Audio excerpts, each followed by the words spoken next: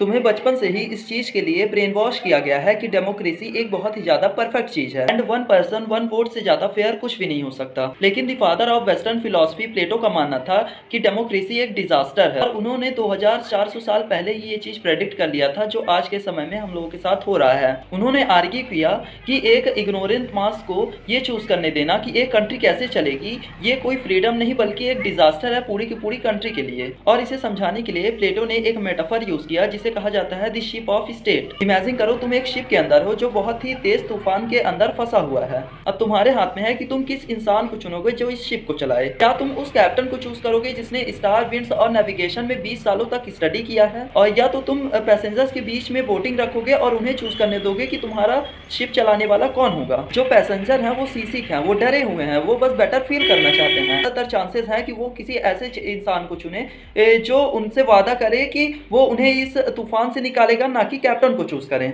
भले ही वो इंसान उस जहाज को ले जाके पत्थरों से लड़वाते हैं। प्लेटो सवाल करते हैं कि अगर तुम इस शिप को किसी गलत इंसान के हाथ में नहीं दे सकते तो तुम अपने नेशन को किसी गलत हाथ में क्यों देते हो। एक नेशन को चलाना एक शिप से ज्यादा कठिन होता है। Required economy, strategy, ethics. लेकिन डेमोक्रेसी में एक जीनियस व्यक्ति के वोट की भी वैल्यू उतनी ही होती है जितनी एक गधे व्यक्ति की होती है।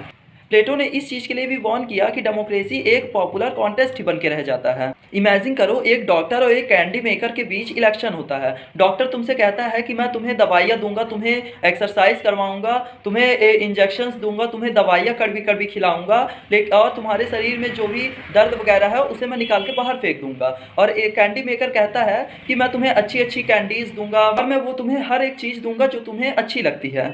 सवाल ये है कि उस इलेक्शन को कौन जीतेगा। आंसर है कि हर बार वो कैंडी मेकर जीतेगा, क्योंकि मासेस आर चिल्ड्रन। बच्चों को सिर्फ मीठा खाना है, उन्हें कैंडीज खानी है, उन्हें कड़वी दवाइयाँ नहीं खानी है, चाहे वो उनके लिए बेनिफिकल क्यों ना हो। प्लेटो ने ये चीज भी नोटिस की कि लोग हमेशा कंफर्ट चूज करेंगे, ना कि जो चीज उनके लिए बेनिफिकल हो वो। तुम भी अपने आसपास देखो, तुम्हें अगल बगल कौन दिखता है, तुम्हारे अगल बगल डॉक्टर्स हैं कि कोई कैंडी मेकर्स।